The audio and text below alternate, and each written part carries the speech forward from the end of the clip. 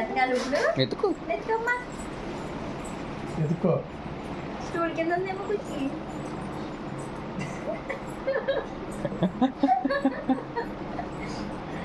Right. కొత్తగా ఉంటుంది. Left to your left.